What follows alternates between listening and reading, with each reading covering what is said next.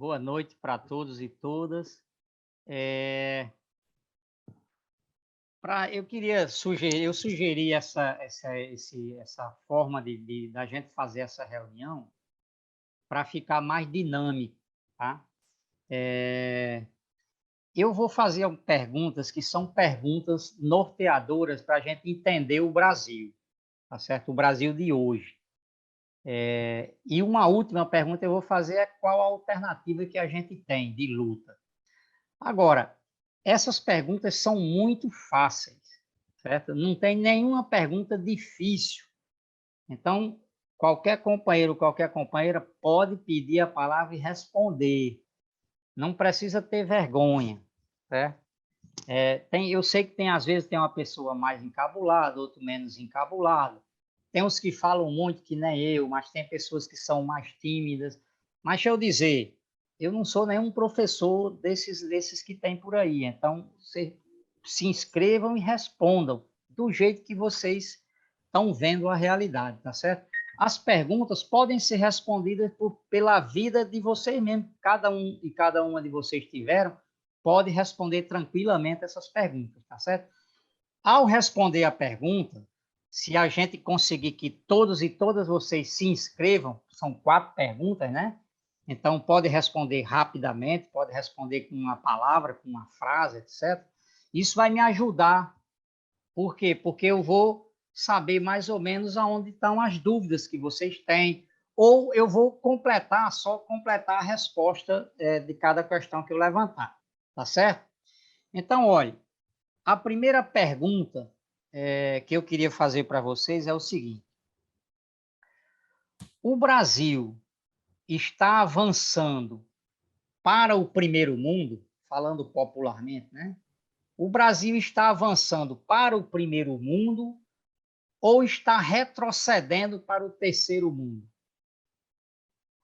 O Brasil está subindo no sistema mundial de estados ou ele está caindo nesse sistema mundial de estados? Essa é a pergunta. Bom, o Brasil está em franco retrocesso e decadência e destruição, tanto no aspecto dos direitos, mas também em toda a sociedade, certo? A gente já vê elementos de barbárie ocorrendo no Brasil, né? Como a fila do osso, por exemplo, isso aí já é elemento de barbárie. Mas as pessoas cozinhando com lenha, que tinha superado já, né? As pessoas andando a pé agora porque não pode pagar o transporte coletivo, também é expressão disso. A gente já tem um monte de elementos de expressão desse retrocesso. Mas o fato mais importante desse retrocesso é de que desde 1940 você não tinha a queda da expectativa de vida do brasileiro, que chegou a 74 anos. A expectativa de vida do brasileiro na década de 40, em 45, era em torno de 47 anos, a média, né, geral. O brasileiro morria aos 47 anos, mas como a média geral, né? Morria muita criança no Nordeste, então baixava a média geral. A gente chegou a 76 anos, há 4, 5 anos atrás, que foi com o avanço da medicina, o avanço do país, a industrialização do país, nós chegamos a 76 anos. Agora nós caímos para 74, e a tendência é cair mais, não é só por causa da pandemia. Então, isso é o elemento que mostra essa crise. Mas eu vou só passar rapidamente os números que comprovam essa queda, essa decadência do Brasil no sistema mundial de estados. O Brasil era a 6ª potência industrial do mundo até 1985, certo? E agora ele caiu para a 16ª e está caindo numa velocidade impressionante, certo? O Brasil, a industrialização que foi de 40 até 1985, até 1990, vamos pegar o neoliberalismo, o Brasil ele era campeão no que chama a indústria 2.0, que era a indústria baseada no automóvel e no petróleo, certo?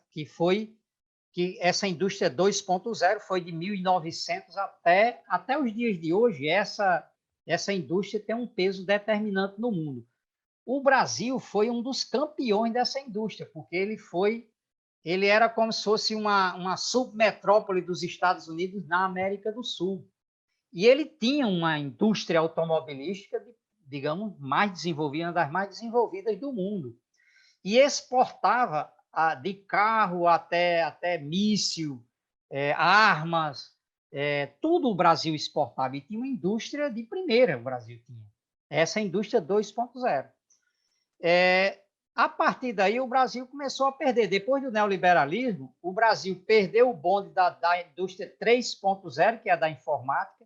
Se recordem que fechou toda a indústria de informática do Brasil, certo? E a 4.0, que é agora a internet das coisas, que é a inteligência artificial, que é a robótica, etc., esse aí o Brasil está totalmente fora. Então, o que acontece? A queda industrial do Brasil ela é avassaladora, certo?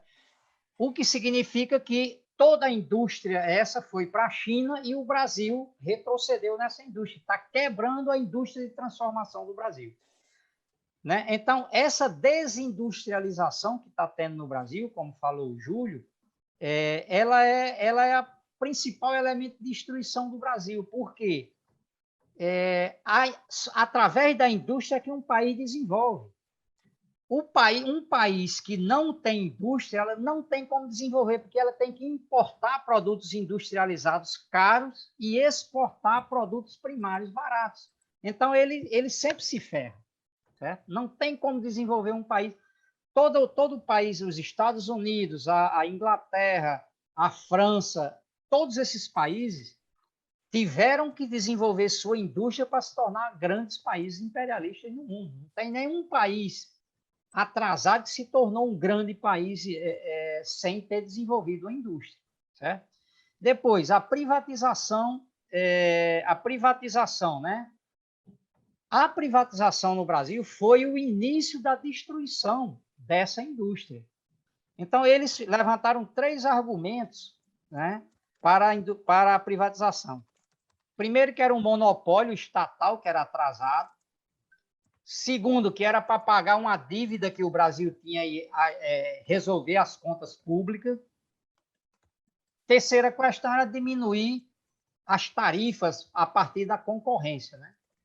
Se a gente for estudar hoje, fazer um balanço 30 anos depois, a gente tem, primeiro, o que era monopólio estatal virou monopólio privado, como a Vale, por exemplo. A Vale é o monopólio do minério de ferro privado e internacional, certo? O tema da dívida. A dívida era 300 bilhões de reais há 30 anos atrás. Agora ela é 6 trilhões e meio de reais. E não resolveu o problema da dívida, das contas públicas. Certo? O tema das tarifas. Certo? O Brasil é a 4ª maior tarifa de energia elétrica do mundo. Certo? Então, nem tudo que eles falaram da privatização, tudo mentira, e privatizaram empresas que eram super rentáveis, como a Vale.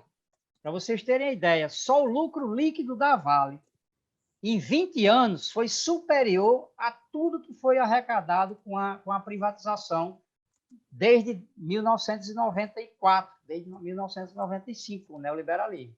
Certo? Só o lucro líquido da Vale, sem falar todas as siderúrgicas vendidas, telefônica, etc, etc. Bom, Bolsonaro agora, já para completar, que já deu tempo aí, né? Não sei se deu.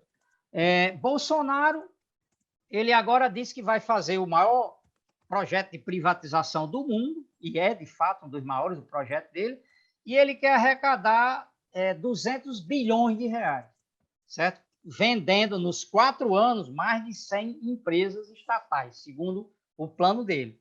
Ele já privatizou uma parte importante, certo? Só que ele quer arrecadar 200 bilhões, e esses 200 bilhões que ele quer arrecadar, só o lucro bruto de 5 maiores empresas estatais, que é a Petrobras, a Eletrobras, os Correios, a Caixa e o Banco do Brasil, só essas 5 empresas, o lucro dá por volta de 200 bilhões por ano. Quer dizer, então ele vai vender mais de 100 empresas para arrecadar o lucro dessas 5 empresas. Não tem sentido. Certo? Quer dizer, não é que não tem sentido, é que é baseado numa mentira. Outra questão, já para ir, a reprimarização que se falou, né, que é o Brasil, ele retornou a um país de cunho colonial, ao se tornar o celeiro do mundo, ou se propor a ser o celeiro do mundo, né? Então, ele é um dos maiores produtores de alimentos do mundo, um maior produtor de energia do mundo, de petróleo. Ele vai ser um grande produtor de petróleo, exportador de óleo cru, certo? E energia, alimento e minério, certo? Então, essa localização do Brasil é o que está gerando o quê? As queimadas na Amazônia, por exemplo, porque para ter soja para fora tem que derrubar a floresta, plantar capim para o gado, porque também o Brasil é o maior exportador de carne de gado do mundo, certo? Então, o que a gente está tendo é o seguinte, a gente está se convertendo no celeiro do mundo enquanto o povo está passando fome, certo? Quer dizer, é uma contradição, porque todos os preços agora são determinados pelo dólar, certo? Então, o Brasil, ao ser o maior produtor do mundo de alimentos, ele está jogando toda a sua população na fome. Por quê? Porque a produção não é para o Brasil, é para o estrangeiro, é para o enriquecimento de fora, certo? Então, a crise hídrica, o frio que está tendo, pluma de fuligem, queimadas na Amazônia e no Pantanal, óleo no mar, os rios secando, o problema da insegurança alimentar, o desemprego, o problema da água no subterrâneo, que são os aquíferos, que nós temos maiores do mundo, que vão começar a secar também, tudo isso é provocado por essa reprimarização, essa regressão colonial ou essa recolonização que está tendo no país, certo? E para fechar isso que falou, o Júlio é corretíssimo, o Brasil nos últimos 30 anos está estagnado. Quer dizer, o 10 minutos, tá, Nelson? crescimento... Oi? 10 Tá. minutos. Então, o crescimento populacional é superior ao crescimento da economia, quer dizer, nós estamos regredindo, certo?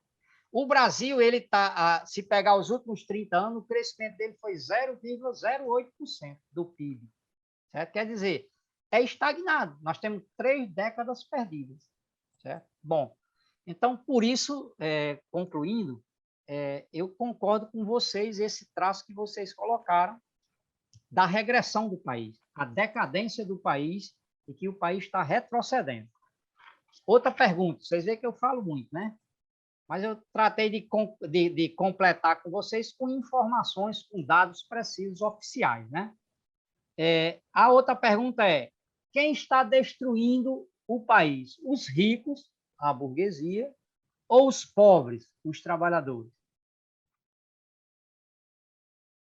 São perguntas fáceis, mas a resposta é difícil, viu?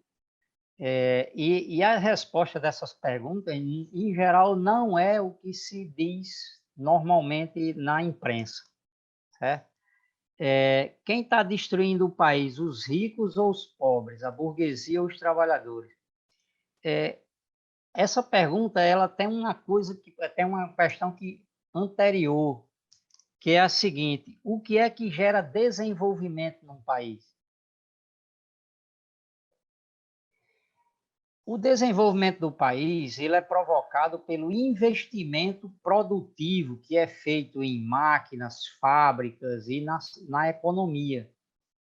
Feito, na sua maior parte, pela burguesia, o setor privado, e numa parte menor pelo Estado, certo?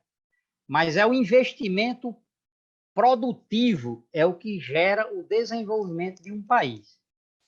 Então, deixa eu só para mostrar para vocês assim, por exemplo, o investimento na China hoje, ele é 40% do PIB do país, todo ano é investido na produção, certo? Aqui no Brasil, é investido 15% do PIB. Olha a diferença. A China é quase 3 vezes mais o investimento, certo? Não estou dizendo que a China, não estou colocando nenhum poder especial para a China, que é um socialismo de mercado que vai abstrai toda essa discussão. Eu só estou dizendo do ponto de vista do desenvolvimento de um país, o que importa é o investimento que é feito na economia do país. Então, o Brasil, eles fazem, a burguesia, junto com o Estado, faz um investimento que é 15% do PIB. Isso é só suficiente para quê? Para manutenção do que está. E nem garante a manutenção, por quê? Porque uma parte grande disso está indo para quê? Para o setor primário exportador, certo? Então, o grosso desse investimento está indo para tratores, para a roça, para, digamos, a soja, para o gado, para os grãos, o maior frigorífico do mundo que é daqui. Grande parte do investimento está indo para isso, está indo para banco, certo? E está indo para a energia, que é Petrobras, que é combustíveis, energia elétrica, etc, etc. E uma parte está indo para quê? Para a privatização. Então, veja, a privatização ela já é um desinvestimento. Tanto que, olha, por exemplo, a Petrobras, ela teve a privatização em 1997, que Fernando Henrique Cardoso vendeu 30% das ações lá nos Estados Unidos. Digamos, foi o início da privatização da Petrobras, mas depois foi continuando com os outros governos. Dilma, em 2014, ela criou um plano de desinvestimento na Petrobras. Ela não quis dizer o nome privatização, que é o PT falando privatização, então encontrou o nome que é desinvestimento, que é a mesma coisa. Então, o que era o desinvestimento? Era a venda de partes da empresa da Petrobras. A privatização, ela o que é? Ela é um desinvestimento. Por exemplo, você pegue quando foi vendida a Vale, a primeira coisa que o cara faz é o quê? Fecha a parte que não é rentável. A parte que não é rentável para o empresário, não é para a sociedade, porque pode ser que fosse boa para a sociedade, mas fecha as partes que demite trabalhadores, certo? Diminui o salário geral, diminui o número de trabalhadores. Então, isso não é investimento na empresa, está desinvestindo na empresa. E está desinvestindo no país, está desinvestindo nos trabalhadores, mas está investindo para o empresário privado. Só que o investimento para o empresário privado é um desinvestimento para o Brasil. Então, a privatização ela ela é já menos investimento na sociedade. Hoje, por exemplo, a maior parte das empresas você vê na Bolsa de Valores elas sendo vendidas, é a tal da IPO, né? Quer dizer, uma empresa vai lá ser vendida as ações na Bolsa, aí chega, a turma compra 30 bilhões ou 10 bilhões de dólares da empresa, compra ações da empresa. Quem compra essa empresa na Bolsa não está investindo na empresa, ela está investindo nas ações da empresa para receber lucros da empresa, porque ações é o quê? É o lucro futuro da empresa, certo? Então, veja, o Brasil, o que está com... Por que não está desenvolvendo o Brasil? Por que são os empresários, os ricos e a burguesia que está quebrando o Brasil? Porque eles pararam de investir no Brasil. Eles não estão investindo mais no Brasil, certo? Eles direcionaram uma parte está indo para fora, por exemplo, já é que o dinheiro que está indo para os paraísos fiscais, e outra parte é o capital internacional que está se concentrando em determinadas áreas, certo? Não tá tendo investimento no Brasil como teve de 1945 até 1980, que até as multinacionais, vocês viram que vinha Volkswagen, aí veio todas as multinacionais para o Brasil, etc., investindo no Brasil, contratando gente, vendendo, exportando aqui para a América, etc. Agora, o que está acontecendo? A Ford foi-se embora. Tem dezenas de multinacionais que estão fechando e indo embora. O que é que está ocorrendo?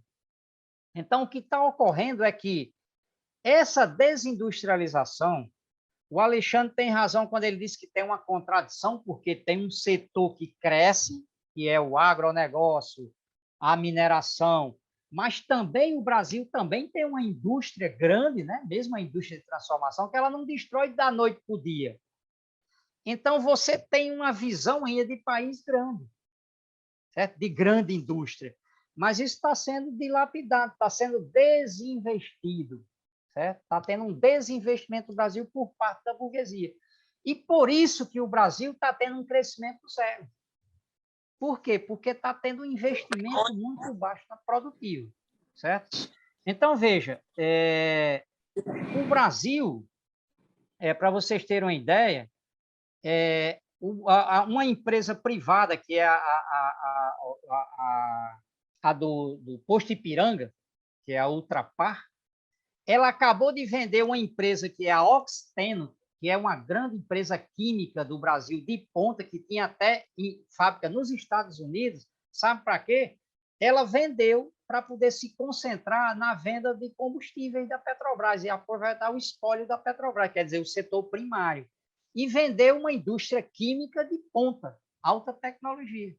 Então, o que está acontecendo no Brasil o Brasil vai se converter no importador da indústria 4.0 de alta tecnologia e exportador de produto primário, entende? Mesmo essa indústria primária vai ser alta tecnologia, por exemplo, drones que vão determinar onde vai colocar determinado fertilizante naquela região, vai ser com drone, via internet, etc. e tal. As máquinas que plantam e colhem, quase 100% prestado de trabalhadores, só que isso é o seguinte, essa tecnologia é de fora, é fabricado fora e vai ser comprado aqui. Então, a burguesia brasileira, ela está se convertendo em montadora, importadora e montadora de produtos externos. Então, está se convertendo a burguesia e está retrocedendo ela como classe também. E o imperialismo que estava apostando no Brasil passou a apostar na China e agora em outros lugares, Vietnã, etc., e abandonando o Brasil. O Brasil se tornando um importador de indústria e exportador de produtos primários, certo? Então, como já passou o tempo, digamos, eu teria que falar muito, por exemplo, a expressão de como o desemprego no país é a expressão de que a burguesia está abandonando o investimento no Brasil. Então, nós temos hoje, se vocês lerem aí o anuário, ele tem a comprovação que nós temos 92 milhões de trabalhadores no Brasil que estão desempregados ou subempregados, que estão o quê? Fazendo bico. Então, nós temos 92 milhões de pessoas, de trabalhadores, que estão fora da produção porque a burguesia não quer utilizar esses trabalhadores, certo? E esses trabalhadores não sabem o que vai comer no dia de amanhã. 92 milhões de trabalhadores, certo? É a população, tá o dobro da população da Argentina, são 10 Haitis. Eu acho que é a população da Alemanha, a França, sei lá, você entende? Que está desempregado e subempregado no Brasil. Então, isso é expressão de que a burguesia não quer utilizar a classe trabalhadora para o desenvolvimento do país, certo? Porque tem outro projeto, né? A fome, desculpando que eu estou passando do tempo já, mas é muito importante, que essa fome que nós estamos vendo no Brasil, que eu acho que foi a Sheila que falou da subnutrição, e a desnutrição que vai aparecer nas estatísticas daqui para frente, ela é resultado de dois fenômenos no Brasil. Um é a decadência de 30 anos, a desindustrialização, não investimento da burguesia, certo? Então, ela está provocando essa fome. E tem outro processo, que é o seguinte, é a preparação do Brasil para a indústria 4.0, para essa revolução industrial, para a uberização da mão de obra, certo?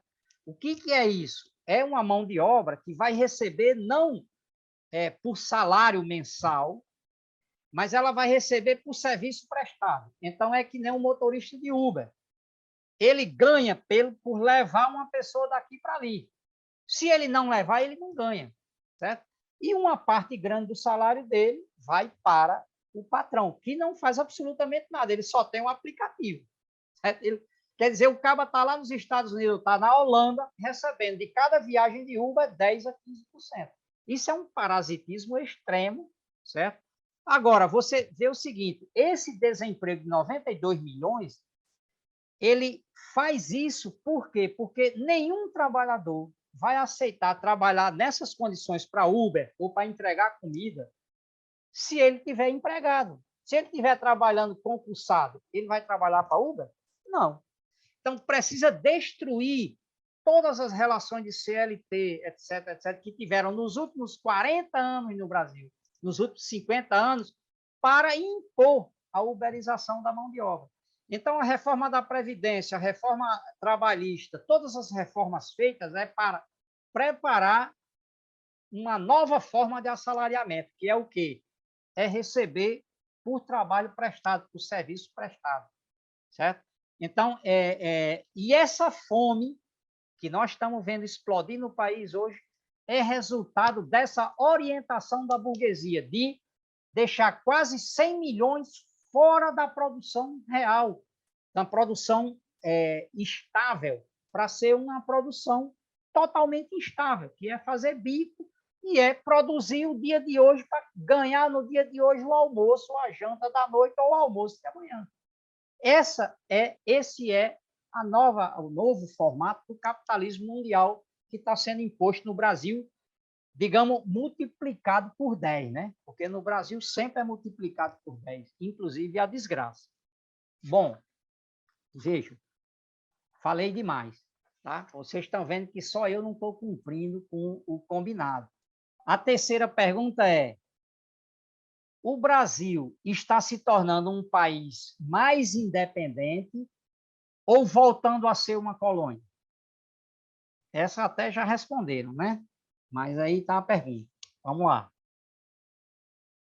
Se nós deixamos de ser colônia, nós deixamos durante um tempo, nós deixamos de ser colônia e passamos a ser semicolônia. Qual é a importância da questão de colônia e semicolônia?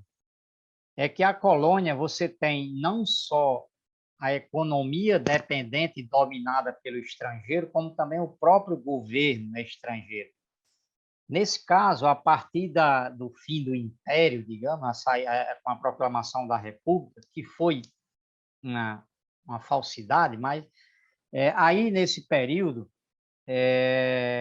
a gente se tornou uma semicolônia, que você tinha um governo eleito, ou um governo composto por brasileiros, mas seguia dependente digamos, do capital internacional. No caso, Inglaterra, depois Estados Unidos.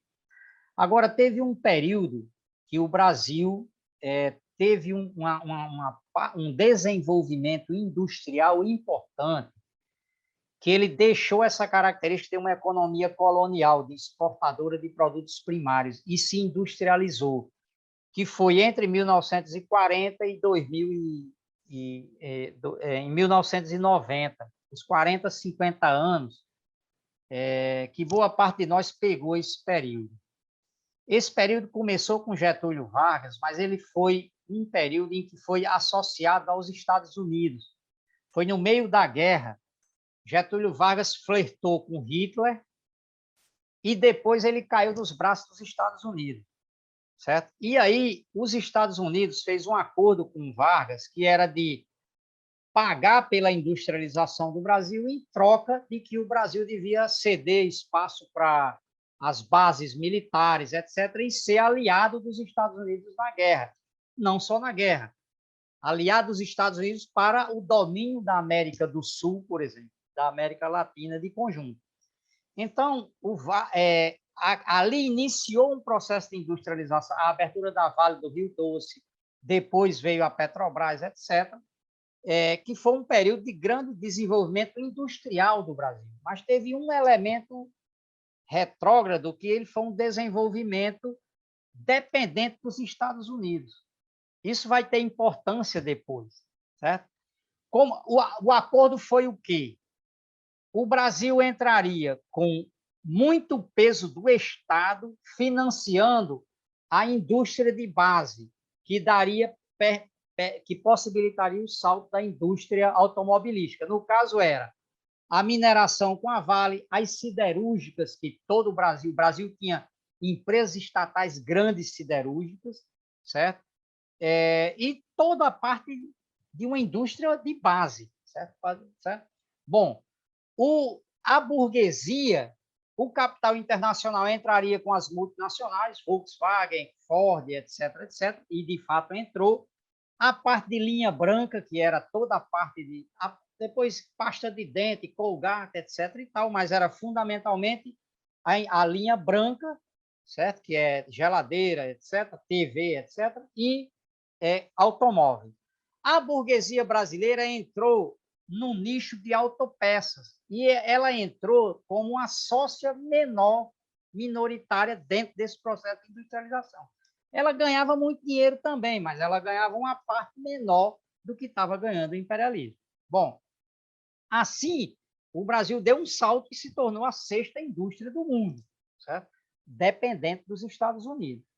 Bom, essa parte da burguesia, depois, então, era digamos, um desenvolvimento industrial e era menos rentista. Rentista quer dizer, era produtivo e menos que era só no sistema financeiro, que esse povo pegava o dinheiro e ficava investindo, especulando nos bancos.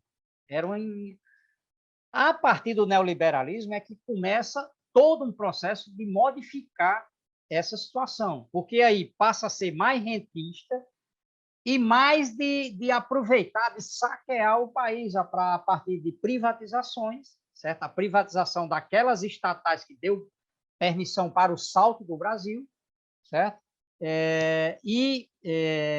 Então, o neoliberalismo ele é o retrocesso, a destruição do que a gente tinha conquistado nos últimos 40, 50 anos. Nesse processo, nenhum setor da burguesia se opôs ao neoliberalismo. Certo? Vocês podem ver, falando do setor da burguesia, depois nós falamos do PT, certo? Que lembrou o Júlio muito bem, recordou em cada ponto. Mas nenhum setor da burguesia disse eu estou contra a venda das estatais. Nenhum setor da burguesia se opôs ao neoliberalismo. Ao contrário, ela entrou no processo se tornando o quê? Abrindo empresa terceirizada, a compra das estatais, 70% foi do capital internacional e 30% foi dessa burguesia nacional. Uma parte importante dessa burguesia ela migrou para esses acordos de terceirização, etc., e aí já é a rapina do Estado. Certo? Aí já é uma burguesia se tornando parasitária do Estado, entende? Ela já não está investindo no desenvolvimento do país, ela está parasitando as riquezas do país. Bom, então ela começa um passo nesse sentido que agora vai ser completado aquele que eu falei anteriormente, que ela passa a ser uma importadora. Ela é como se fosse o seguinte, ela vai abrir uma franquia no país de empresas. Não é mais uma multinacional que abre uma empresa aqui, na maior parte dos lugares. Né? Veja uma contradição que o Alexandre colocou. Não é tudo de uma vez. Mas ela vai abrir franquia, por exemplo, da venda dos carros da Ford, por exemplo. Ela vai continuar vendendo aqui. Vocês sabem que a Caoa ela já tem esse produto. Tem uma Multilaser, uma empresa no Brasil, que ela é uma das maiores do Brasil e ela é especialista em importar produtos, montar e vender aqui. Produtos eletroeletrônicos, etc. Então, essa é a dinâmica que tende a ser. Agora, veja, esse processo de destruição do Brasil, de retrocesso do Brasil voltar a uma economia colonial, ela teve um peso grande do PT, certo? Porque, veja, foi durante o governo do PT que não se aplicou o tema da LRF, da Lei de Responsabilidade Fiscal, quer dizer, se levou a fundo todo esse tema que tem a ver com o Estado do Brasil, certo? Se continuou, por exemplo, toda a parte de reprimarização, onde o agronegócio se tornou o dono do Brasil e o dono do campo brasileiro, isso foi o auge foi em 2008, foi o governo de Lula. Vocês se recordem que Lula disse que os usineiros eram os heróis nacionais? Ele falou em 2008 isso, foi no auge do agronegócio, certo? Esse negócio do agronegócio tomar de conta do Brasil não é uma coisa qualquer, porque isso é a expressão da recolonização do Brasil. Por exemplo, a gente começou a plantar menos feijão, arroz, todos esses processos, que é para o alimento do povo, para plantar para exportação, soja. Por exemplo, foi através do PT que esses irmãos safados aí, construíram o maior frigorífico do mundo, que é o JBS Friboi, certo?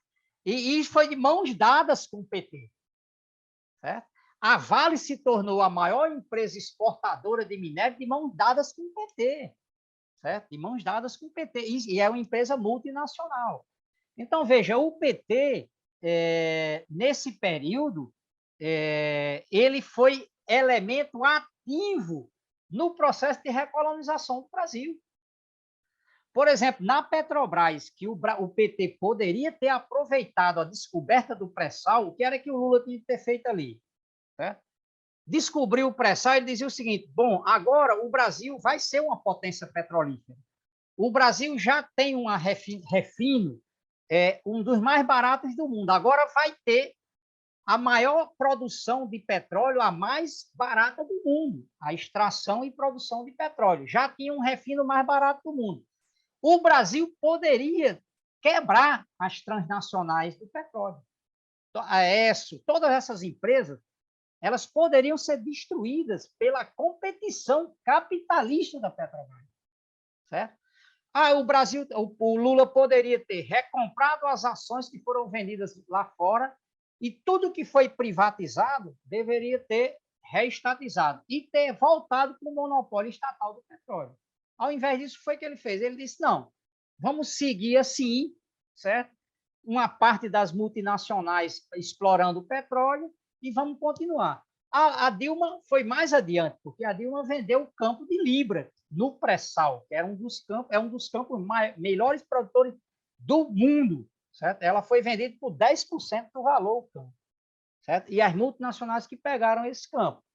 Então, o PT, ele, ao invés de aproveitar sua localização no poder e essa descoberta do pré-sal, e que o Brasil poderia ser um grande produtor de alimentos, e podia ser um grande produtor de energia, e industrializar isso aqui, utilizar a reestatização da Petrobras, podia reestatizar a Vale, porque a Vale foi privatizada numa falcatrua de Fernando Henrique Cardoso, porque pela lei de privatização, a Vale não podia ser privatizada, porque quem deu o preço da Vale foi o Bradesco, que precificou, e o Bradesco foi comprador, um dos compradores. Então, isso era contra a própria lei de privatização. O Lula poderia, em base a essa irregularidade, dizer, reestatizo a Vale. Com isso, o PT poderia ter garantido um processo de reindustrialização do Brasil, ao invés de recolonização. Mas o PT preferiu o caminho mais fácil, que era o quê? De não brigar com Obama, não brigar com Bush, não brigar com a burguesia e seguir de mãos dadas com a burguesia, certo? E aí agrada a classe trabalhadora, porque diz o seguinte, eu vou matar a fome com Bolsa Família, certo? E dá um Bolsa Família que gasta 10 bilhões de reais e dá 400 bilhões para os banqueiros. E dá 200 bilhões para a grande empresa, etc, etc. Ou seja, que permite que essas empresas e o agronegócio tomou de conta do Brasil. E o Brasil se tornou o celeiro do mundo nas mãos do PT. Hoje nós somos o maior usuário de agrotóxicos do mundo, nós somos o segundo maior utilizador do transgênico, certo? Então, e o Brasil agora, o que é que nós estamos fazendo? Vai ser destruída a Amazônia, a água, por exemplo, do subsolo, dentro de 10, 15 anos, ela vai ser secada. No caso, o aquífero da Amazônia, o aquífero Guarani, que tem 30% da água do mundo, certo? No subterrâneo nosso, esse elemento vai ser destruído. Por quê? Porque isso aí tem que ser irrigado a soja, toda a produção de commodities para exportação. E isso é a água toda do Brasil que está sendo levada nisso. Então, vai transformar o Brasil num deserto e o fim da água do Brasil. Então, veja, o PT poderia ter modificado isso, mas optou por governar, digamos, gerenciando o capitalismo no Brasil, de mãos dadas com essa burguesia, que é uma burguesia traíra. E depois se comprovou. Quer dizer, essa burguesia sequer agradeceu, porque depois deu um pé na bunda do próprio PT, certo? Então, que a gente vai ver. Bom, então veja, para encerrar, eu quero falar sobre Bolsonaro, tá certo? Bolsonaro, muita gente diz assim, esse caba é um lesado, é um doido, não sabe nem o que está fazendo. Ele um dia é uma coisa, outro dia é outra. Ele é um fake news, é só mentiroso. Como se não tivesse efeito no Brasil. Não é verdade isso, gente. Bolsonaro, ele representa, ele é a expressão da necessidade do imperialismo impor a recolonização do Brasil. O Bolsonaro subiu para garantir o quê? Subiu para garantir, primeiro, a destruição, o que já vinha sendo feito desde Fernando Henrique Cardoso, continuou com o PT, precisava ser levado ao final. E Bolsonaro subiu para isso. O que era que precisava ser levado ao final? Primeiro, destruir todas as relações que tinha da mão de obra, CLT, tudo isso, destruir tudo isso. Porque isso era a expressão de um acordo que havia do período passado de desenvolvimento do Brasil, que as pessoas tinham garantia de concurso público, tinha garantia de que o servidor público não servia a um governo determinado, que se via, entrava governo e o cara seguia ali. Garantia de ter carteira assinada, jornada de trabalho, fundo de garantia, aposentadoria, etc. Isso era parte do acordo para o desenvolvimento do Brasil. O Bolsonaro subiu para destruir isso. Já vinha sendo destruído, né? Lula já fez uma primeira reforma da Previdência, depois foi fazendo com os outros governos, e então toda essa destruição, o Bolsonaro veio para destruir tudo isso. Então, é o seguinte, é carteira verde e amarela, certo?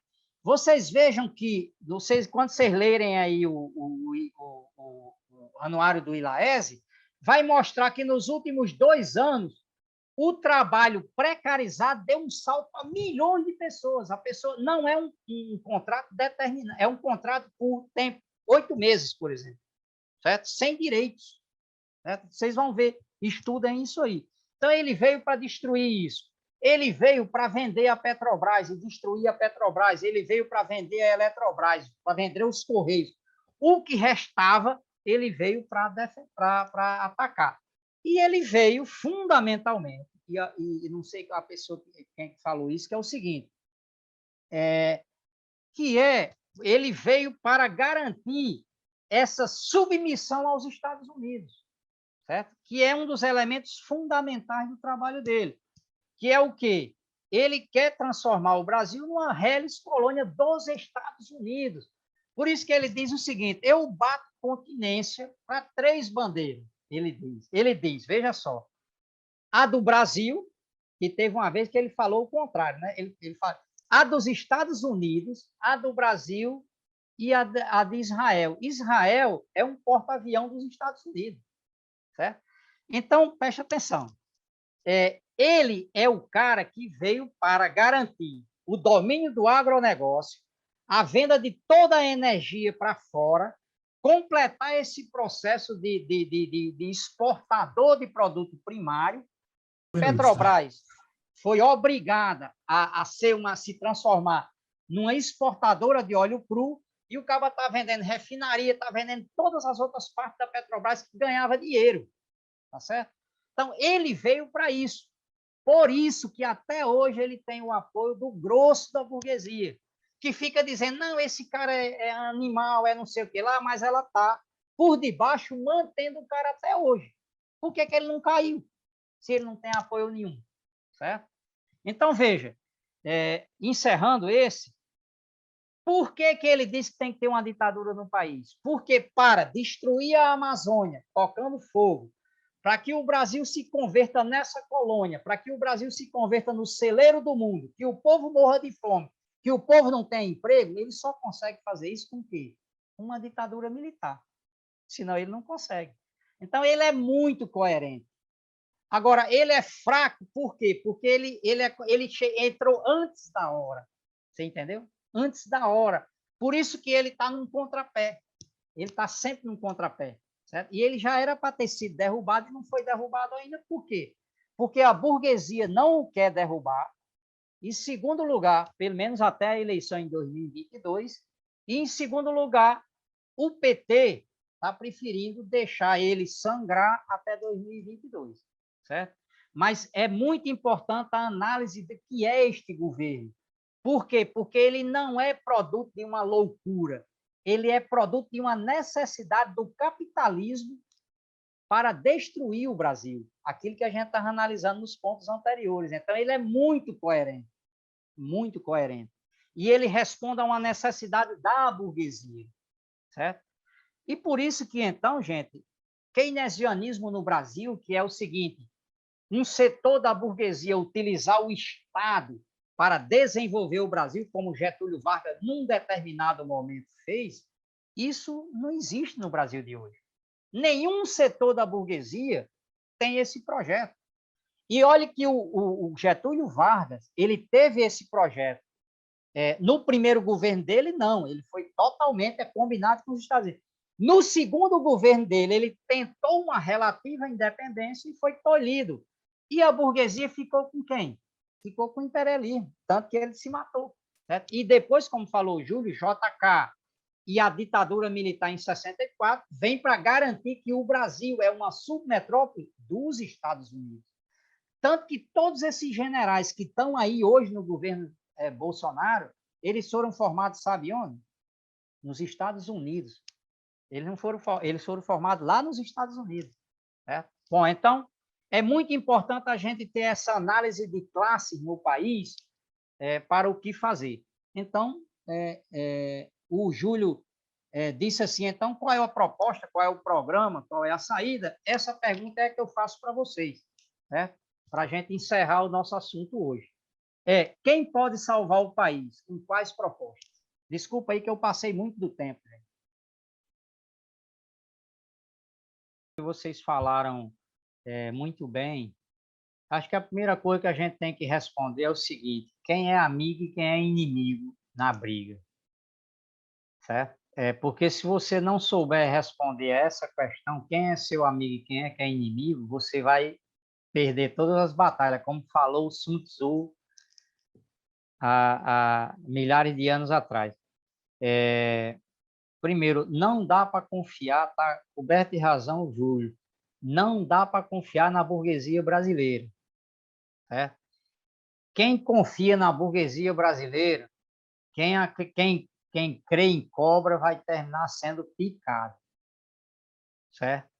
Então, o PT parece que falou durante todo um tempo que teve um golpe que derrubou, etc, etc, etc, mas parece que não crê nisso, né? Que falou só para quê? Para ganhar, angariar apoio da população, que tinha perdido o apoio da população, e para angariar de volta. Por quê? Porque como é que a pessoa diz que sofreu um golpe e está procurando as mesmas pessoas para se juntar? Quer dizer, ou a pessoa é cínica, ou então ela não aprendeu nada, certo? Com o que aconteceu com a sua própria vida. Quer dizer, então, mas o que é importante, primeiro, não confiar nessa burguesia. Segundo lugar, não é possível humanizar o capitalismo. Quando você diz que não dá para confiar na burguesia, você está dizendo o seguinte, que essa classe ela não tem condições mais de melhorar a vida das pessoas. Quer dizer, porque humanizar o capitalismo é o quê? Humanizar o capitalismo é que ele pode ter um papel civilizatório, como teve há séculos atrás. No Brasil, não vou nem discutir todos os países do mundo, não tem como, em fim de carreira agora, o capitalismo ter um papel civilizatório. Um país onde um sistema que obriga 92 milhões de pessoas a não ter emprego, elas estão disponíveis para trabalhar e não têm emprego, certo? Não sabem o que vai comer dentro de uma hora amanhã, não sabe como vai alimentar seus filhos. Um sistema desse não tem como ser humanizado. E não tem que ser humanizado porque essa burguesia ela não tem mais um projeto de desenvolvimento do país, nem o imperialismo. O projeto é de saquear e destruir o país, de levar a riqueza do país. Então, não tem como O maior erro que pode ter é de querer conciliar com essa burguesia, acreditando que essa burguesia vai desenvolver o país. Então, ela é uma crença que é, digamos, se o PT tem essa crença, e tem, né? Agora, essa crença é porque crê que vai desenvolver o país? Certo? Por quê? Porque já está demonstrado, é evidente, que essa burguesia não vai desenvolver o país. Então, o PT ele está buscando essa aliança para chegar ao poder. Certo? Só que, para chegar ao poder, ele está vendendo a alma ao diabo. Certo? E o diabo não é otário. Certo? A pessoa, às vezes, pensa que vai enganar o diabo, que chega e diz, não, eu vou pegar a riqueza, vou para uma encruzilhada, chego lá, digo, diabo, eu quero ficar rico. Aí o diabo diz, não, eu enrico você, tranquilo na hora. Aí o cabo diz, o que é que você quer em troca? Eu quero a sua alma. Aí o cara diz, mas não é agora não. Não, eu venho buscar um dia determinado. Aí o cara diz, então eu vou pegar esse dinheiro todinho e depois engano o diabo. Isso é mais ou menos o que o Lula e o PT faz, certo? Só que o diabo tem a data marcada para vir buscar a alma. E a pessoa, depois que enrica, essa alma já está destruída pelo demônio, digamos. Vocês estão vendo que eu estou falando figurado, né? Então, quando o PT chegou no governo, ele entrou para derrubar, expulsar os vendedores do templo, né? Os comerciantes do templo, e não adorar o bezerro de ouro. E o que ocorreu foi o oposto. Depois que chegou no poder, foi adorar o bezerro de ouro e rompeu com sua classe, porque, na verdade, ficou de costa para a sua classe. E a classe trabalhadora foi piorando suas condições de vida de lá para cá. Então, veja, a ilusão nessa burguesia que ela pode humanizar esse capitalismo e que esse capitalismo pode ser melhorado é uma ilusão que corresponde a essa orientação de conciliação de classe. Todo mundo que fez isso, e a gente viu nos cursos, né, que os companheiros participaram, quem acreditou na burguesia se quebrou. Certo? E a maioria das revoluções do mundo, elas só foram vitoriosas quando romperam decididamente com a burguesia. Por exemplo, a gente viu de Cuba, por exemplo, que enquanto Fidel Castro estava confiando em Urrutia, que era um juiz, não andou nada.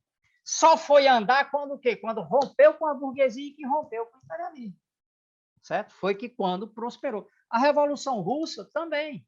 Certo? Querence que quando estava unido com a burguesia, com etc., também não andou. Certo? E assim sucessivamente. E Mao Tse-tung, enquanto na China estava unido com Chiang Kai-shek, ou estava confiando em determinados setores da burguesia, não andou para canto nenhum. Certo? Então, aqui é a mesma coisa. Então, veja, a burguesia e o PT, a burguesia e o PT agora vão ficar discutindo o quê? Como que vai fazer a renda mínima, o tamanho do Bolsa Família. É o Bolsa Família, se é grande, se é pequeno, se é 600, se é um salário, se é 300, se é 250, se é pago para 26 milhões, se é pago para 60 milhões. Ora, essa é a discussão, mas isso é uma discussão para enganar. Por que é para enganar? O problema da fome no Brasil hoje é produto de quê? Da crise do país, certo? Do desenvolvimento do agronegócio, que não emprega ninguém, e a crise do país, a decomposição do país. E o quê? Da uberização da mão de obra. Quer dizer, então nós temos o desemprego generalizado de 90%. Isso é o que produz a fome. Então, não tem como a pessoa estar discutindo, eu vou aumentar, vou pagar R$300 para 90 milhões. Não, vou pagar para 60, para 50 milhões. Isso vai resolver o problema. Não resolve o problema do país. Por quê? Porque o país está em decomposição. Certo? Então, tem que ter um plano de construção do país. Então, eu vou só rapidamente, se vocês olharem, depois eu posso mandar para vocês uma proposta de plano. Mas veja só, 4 propostas simples que avançariam o desenvolvimento do Brasil, ou que estancaria a crise. O primeiro, deter imediatamente a destruição ambiental. É a primeira medida para recuperar a soberania nacional perdida nossa, certo? Então, acabar com o desmatamento, a destruição ambiental, que isso é feito pelas empresas do agronegócio, que hoje são maioria são multinacionais, certo? Então, tinha que impor pesadas multas e se reincidir e estatizar todas essas empresas, sob controle dos trabalhadores, certo? Obrigar o reflorestamento em metade de todas as terras de propriedade privada, que é utilizada para agropecuária, a metade é obrigado a reflorestar, certo? Se você fizer isso, você já dá o primeiro passo, digamos, para você estancar a destruição. A segunda, erradicar a fome via controle do agronegócio e uma verdadeira reforma agrária. Essa também é uma premissa da soberania nacional. Então, primeira cláusula, uma renda emergencial para todos os desempregados e subempregados de 2 salários mínimos mensais. Por que 2 salários mínimos mensais? Por causa do seguinte, quem ganha até um salário mínimo é justamente o pessoal que está passando fome no Brasil. E quem ganha até 2 salários mínimos é quem vai passar fome. Por quê? Porque com a inflação galopante que está tendo nos alimentos, dentro de pouco tempo, quem ganha até 2 salários mínimos vai estar passando necessidade alimentar, insuficiência alimentar. Então, veja, uma cláusula emergencial é todo desempregado e subempregado ganha 2 salários mínimos. Segunda, baixar o preço dos alimentos, combustíveis e bens necessários, para até o valor de custo e promover o congelamento geral dos preços da cesta básica por 10 anos. Criar uma rede de restaurantes populares em todas as cidades do país, localizados nos bairros periféricos e favelas, para servir refeições 3 vezes por dia, ao preço de custo. Reorientar a produção de commodities do Brasil para produzir, fabricar e distribuir alimentos da cesta básica, sem veneno, certo? E sem transgênico. Realizar a reforma agrária com entrega de lotes sem usufruto para quem queira trabalhar na terra, produzindo alimentos e produtos necessários para o Brasil. Garantir o abastecimento alimentar da população com preço de custo. E, para isso, tem que ter controle das grandes redes de supermercados, que são multinacionais todas. E se elas não garantirem a distribuição desse alimento com preço de custo, estatizar essas empresas multinacionais de supermercado. Terceira proposta, garantir o pleno emprego para todos os trabalhadores com um plano de obras públicas e redução de jornada de trabalho, para que todos trabalhem. Então, veja, a garantia do emprego é o remédio eficaz para acabar com a fome e a miséria no país. Não é uma renda básica de um Bolsa Família. Por quê? O Bolsa Família onera o Estado e impede que o Estado possa investir no desenvolvimento do emprego, garantir emprego para as pessoas, que é o que pode garantir o desenvolvimento do país. Então, veja, você teria que ter um plano estatal de obras públicas para construir hospitais, postos de saúde, escola, universidade, creche, saneamento básico, moradia, lavanderia pública, restaurante popular, transporte coletivo sobre trilhos, contratação de funcionários públicos que garanta qualidade no atendimento ao povo, emprego massivo na produção agroindustrial e na construção civil. E tudo isso você tinha que estar reservando 70% de vaga para mulheres e negros, certo? Que são os setores mais explorados e oprimidos da população. Como que esse plano de obras públicas você tinha que reduzir a jornada de trabalho? Nós do ILAES fizemos as contas em base aos números do IBGE. E a gente concluiu o seguinte, de que se todos os trabalhadores do Brasil, inclusive esses 92 milhões de empregados e desempregados, se eles trabalharem 6 horas por dia, uma jornada de 6 horas por dia, garantia que todo mundo trabalhasse, todo mundo trabalharia, toda a população trabalhadora, menos os aposentados e as crianças, certo? E isso ia duplicar a produção de riqueza no Brasil. O PIB ia crescer 100% do país e chegaria a 15 trilhões de reais. O Brasil ia ser o 5º PIB do mundo, só atrás dos Estados Unidos, China, Japão e Alemanha. se empregasse todos os desempregados trabalhando 6 horas de trabalho, de jornada por dia, 30 horas semanais. Então, veja, essa é a terceira proposta. Tá? A quarta proposta era o quê? A reindustrialização do Brasil a partir de quê? A partir das medidas anteriores e da reestatização das empresas privatizadas. Todo o parque industrial que foi privatizado ser reestatizado, começando pela Petrobras e Vale, e depois todas as outras empresas. Depois, a obrigatoriedade das multinacionais reinvestir os lucros no Brasil, certo? E não mandar nenhum lucro para fora. E todo o lucro que eles tiverem em 10 anos usar aqui no Brasil, para reinvestir no Brasil.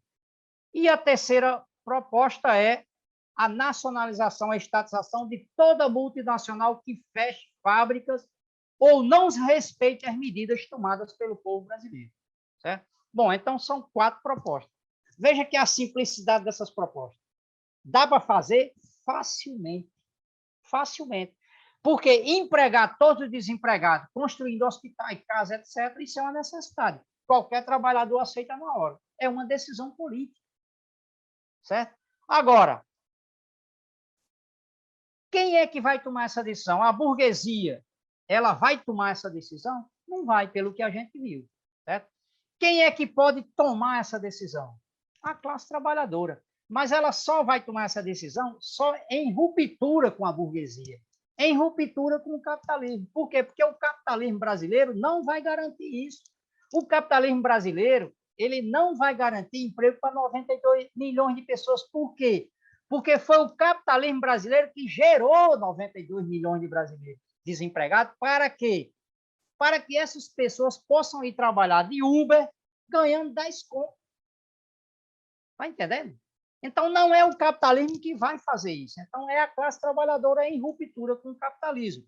Então, veja, conseguir o dinheiro para essas questões é fácil. Eu não tenho tempo aqui para desenvolver essas questões, mas a estatização dos bancos, o fim dos benefícios tributários, a cobrança da dívida ativa das grandes empresas, que devem 2 trilhões de reais para o povo brasileiro, para o fisco, a suspensão da remessa de lucros, a suspensão do pagamento da dívida, o imposto progressivo sobre o lucro das grandes empresas e o imposto progressivo sobre as grandes fortunas, essas 7 medidas arrecadaria bilhões e trilhões de reais aqui no Brasil para garantir a retomada do desenvolvimento do Brasil de forma independente dos Estados Unidos e de todos os países.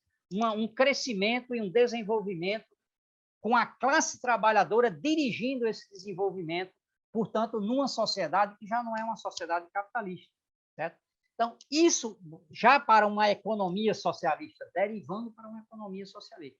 Tudo isso podia ser fazer tranquilamente, porque a grande burguesia chega apenas a 0,8% da população do Brasil. 0,8% é a burguesia no Brasil. Certo? Então, veja, quem que estaria no interesse disso? A rigor, a classe trabalhadora, que é 85%, 90% da população, que vocês vão ver aí no anuário estatístico do ILAESE, e um setor da pequena burguesia, que as pessoas chamam de classe média, que são os pequenos proprietários, que são pessoas que estão enforcadas pelo próprio capitalismo. Esses são os aliados da classe trabalhadora. E depois milhões de pobres da cidade do campo que sequer têm emprego hoje. Então, a aliança da classe trabalhadora com os desempregados, subempregados e esse setor de pequenos proprietários que não exploram mão de obra, que é um trabalho familiar. Certo? Esses são os setores que estão interessados em mudar no país. Então, veja, a unidade da classe trabalhadora com esses setores contra a burguesia é que poderia permitir a mudança do Brasil. Isso é uma utopia, companheiros. Olha, quem fez o curso de revoluções vai entender que é o seguinte: as revoluções elas são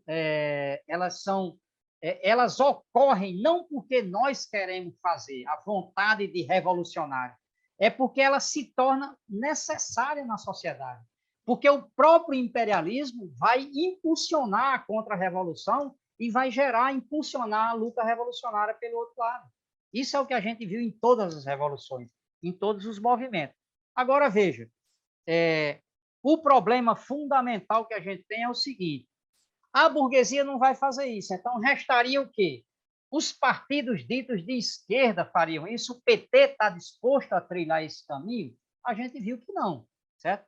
O PT está procurando o Alckmin, só falta procurar o Temer de volta, mas já está procurando por quê? Ele está procurando o partido do Temer, certo? Então, está procurando todos os partidos políticos para fazer uma... A Luísa Trajano está procurando toda a burguesia para quê? Para formar um governo junto com a burguesia, a grande burguesia brasileira.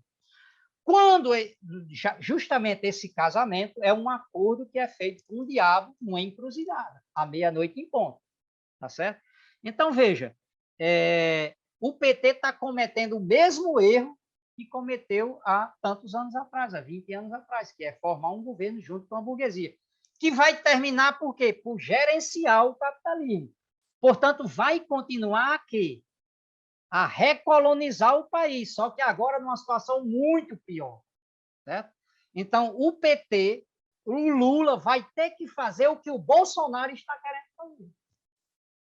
Porque não é um problema de vontade, porque quando ele fechar o acordo com os Estados Unidos, com Biden e com a burguesia, ele vai estar dizendo, eu vou aplicar essa linha. Você está entendendo? Vai ter uma carta entregando a algo, certo? E depois, quando o trabalhador quiser fazer a reforma agrária e tomar a terra, ele vai dizer, não, não posso fazer isso porque eu tenho um acordo aqui com o agronegócio, certo? E assim vai ser o governo, certo? Bom, então, veja, ele vai utilizar o argumento para derrotar Bolsonaro, juntar todo mundo. E é um argumento que muita gente vai cair. E ele vai provavelmente ganhar a eleição com esse argumento.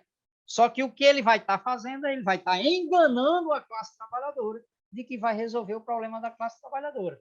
É uma mentira que vai estar encoberta com a população de saco cheio de Bolsonaro. Diz, não pode ser que Lula possa ser pior do que Bolsonaro. Certo? Bom, e para encerrar, então, veja, o PSOL tem uma grande responsabilidade. Por quê? Porque o PSOL surgiu em ruptura com o governo do Lula, quando o governo do Lula fez a primeira reforma da Previdência, certo? Agora, o PSOL está com uma responsabilidade que é o seguinte: o PSOL vai abraçar um programa desse de ruptura com o capitalismo. Esses pontos que eu apresentei, que não tem nada de socialista revolucionário radical, certo? Eu botei até restaurante popular para dar 3 comidas por dia. Você tem uma ideia, isso não é expropriação. Veja só, o PSOL está disposto a romper com o PT, romper com a burguesia e trilhar nesse programa para o enfrentamento com o capitalismo e ir em direção ao socialismo, na velocidade que seja possível no Brasil, unindo todos os trabalhadores e o povo pobre? Essa é a colocação que está aqui. Por quê? Porque a maioria da direção do PSOL está justamente votando, definindo o apoio a Lula no primeiro turno. E o apoio a Lula significa, inclusive, há uma discussão, um compromisso de discussão de entrada no governo por parte da maioria da direção do PSOL. Certo? Então, vai ter um congresso que o pessoal vai definir no início do próximo ano. Agora, a maioria da direção do pessoal está embarcando nesse projeto do PT, do Lula, para derrotar Bolsonaro. Então, o que é que acontece? Se o pessoal rompe com essa orientação e rompe com essa trajetória de tentar humanizar o capitalismo e através de eleições, de ter cada vez parlamentares de luta lá no Congresso Nacional, e vai para um processo de luta e enfrentamento, rompe com o PT, aí pode ter um papel progressivo na realidade, unindo todos os verdadeiros de esquerda, lutadores da classe trabalhadora, trilhando nesse caminho. Ou não, ou vai optar para entrar debaixo da asa do PT e se converter num puxadinho do PT. certo? E reprisar o que foi o PT 30, 40 anos depois, porque o PT foi formado em 1980, certo? E o PT teve uma parte que foi muito radical, digamos, no seu nascimento. Radical no sentido de enfrentamento. Então, veja, essa exigência que está colocada para o pessoal, certo? Então, essa é a exigência que a gente tem que fazer para todo o pessoal e para um setor do pessoal também, que é de esquerda, que está dizendo que não aceita em nenhuma circunstância isso. Então, é uma exigência que toda a classe trabalhadora tem que fazer para o pessoal, de que rompa com essas negociações, com esses acordos e venha trilhar o caminho da luta, todos mundo junto. Para encerrar, que já está há muito tempo, que eu já passei muito, está se constituindo no Brasil um polo socialista e revolucionário, que junta, é muito inicial, tá? Vai começar a discutir um programa, uma proposta, uma organização, e o objetivo é o quê? É reunir todas as pessoas, todos os lutadores, as lutadoras, que estão convergindo para uma orientação de luta revolucionária, de mudar o Brasil, de ir em direção ao socialismo e em direção a uma revolução. E aí esse polo tenta aglutinar essas pessoas e fazer um debate entre todas as pessoas de qual o caminho melhor para desenvolver. Não é a formação de um novo partido, que vai ter que as pessoas se subordinam, nem vai votar. Cada pessoa vai manter sua identidade aí, mas é uma forma de agrupar as pessoas que estão direcionando seu pensamento para essa revolução e para o socialismo. Por quê? Porque a obrigação nossa nesse momento é que nós, os mais conscientes, levar essa consciência para a população trabalhadora e para os trabalhadores. Essa consciência que a gente já está adquirindo, a obrigação nossa é levar para a base, levar para a classe trabalhadora. E para isso a gente tem que se agrupar para trabalhar junto essas ideias e depois levar para a classe trabalhadora para que ela não seja enganada mais uma vez. Porque mais um engano, certo? Pode levar à derrota da Revolução Brasileira que está se aproximando. E nós temos uma responsabilidade muito grande, nós que temos consciência de classe, de não deixar que essa revolução seja derrotada no seu nascimento. E a obrigação nossa é abrir os olhos da classe trabalhadora de conjunto. E cada um de nós, cada uma de nós tem a obrigação. Quanto mais consciente nós somos, mais obrigação a gente tem de passar esse conhecimento para outras pessoas. Porque senão esse conhecimento não vai ter tido serventia nenhuma e vai morrer dentro de nós mesmos, certo? E vai retroceder, porque uma ideia, um pensamento que não se desenvolve, que não cresce, que não aprende, dialogando com outros, ele atrofia. Então, eu acabo por aqui, já passei muito tempo. Vocês me desculpem mais uma vez, mas eu falo mais do que o homem da cobra. Peço perdão e digo o seguinte: da próxima vez que vocês me chamarem, eu vou ser muito mais sintético.